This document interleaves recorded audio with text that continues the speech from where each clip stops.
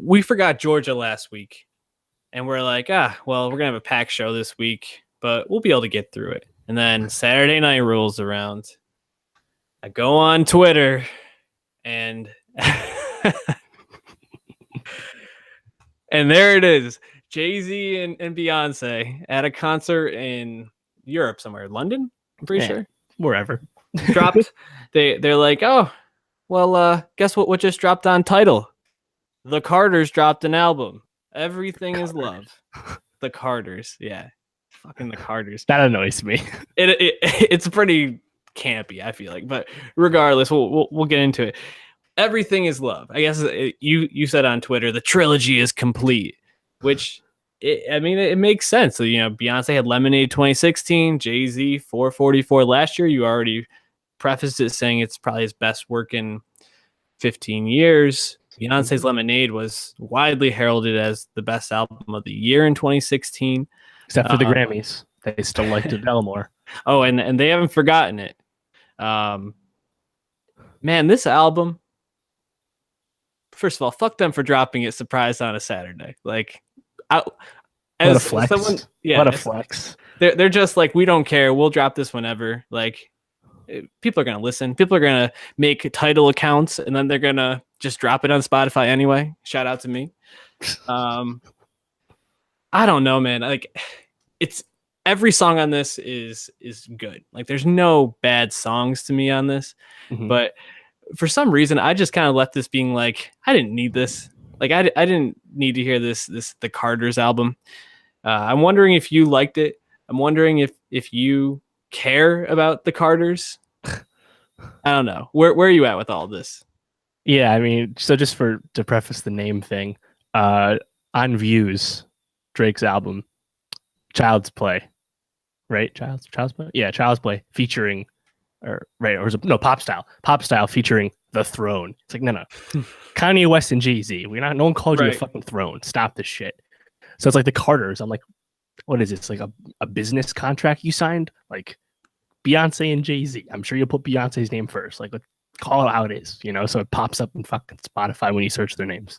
Right. Anyway, yeah, I'm with you on this. When we said the trilogy is complete, Jay-Z, Lemonade and 444 are very much companion pieces, and then everything is love it's like a victory lap. This is just them stunting and be like, yeah, we still in love even though we're this rich and we've been around this long. It's like, right.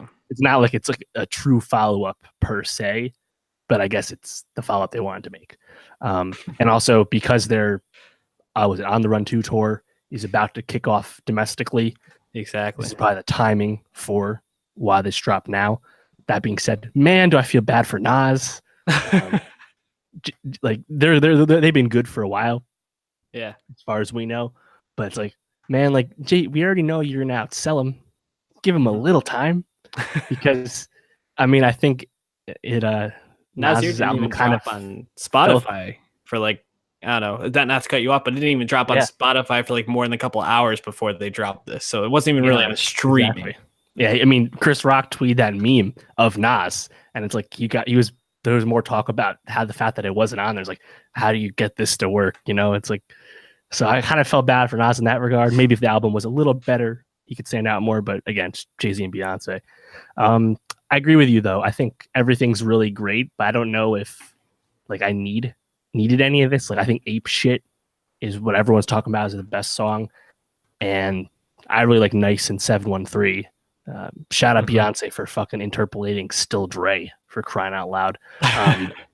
And I think overall, what I take away from this is that Beyonce has probably surpassed Jay-Z. Like, Hove is not even close. Like in terms of like right now, like what they're doing now. Again, 444 is fucking amazing. So I think number 3 album of last year.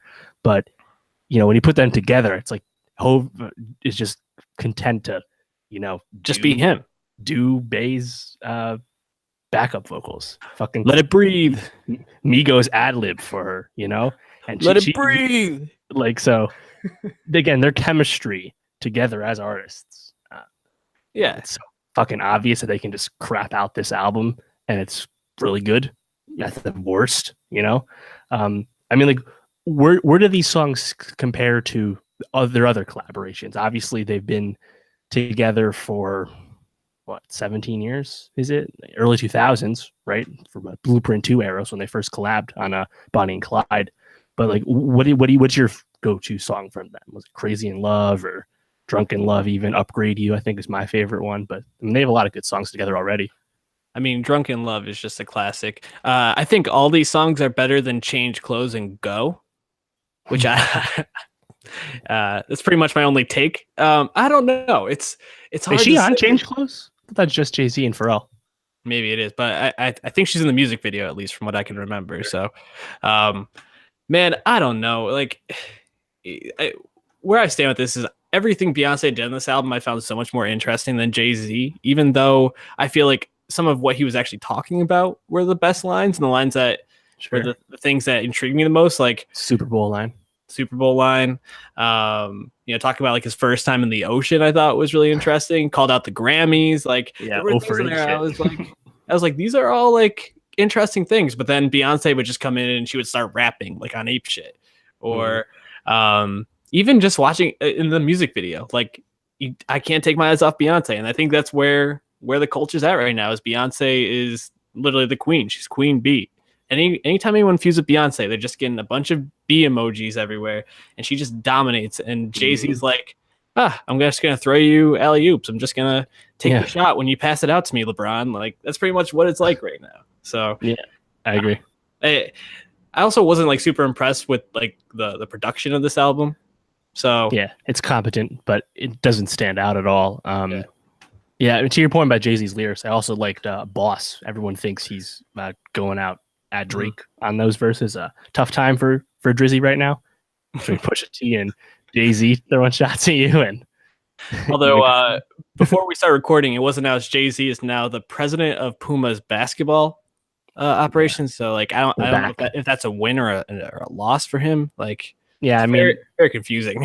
Sidebar on that, they're signing DeAndre Ayton, Marvin Bagley, and Zaire Smith, who are all a lot of talents. Bagley and Ayton probably top 4, right. And then they get Jay-Z to head it. I'm like, well, Jay-Z was really influential in Tidal, right? That went well. He was the minority owner of the Brooklyn Nets. That went well. Rock Nation Sports is kind of petered off in terms of sports agency. So Robbie Cano. Yeah. And what, Cespedes? Ooh, good one. That's interesting. But I think to your point about like Jay-Z doesn't stand out as much on this, besides the moments of lyrical dexterity. Like I think it's by design. I think Jay-Z was happy to just kind of go with the flow on this, and by going with the flow, that means letting Beyonce fucking run shit. And this is not even like peak Beyonce. It's nowhere close. So no, that's why like we didn't really need this, because it's like this doesn't scratch the top tier of either of their discographies. Just kind of there. It's like it's the victory lap. You really can't ask for more from it.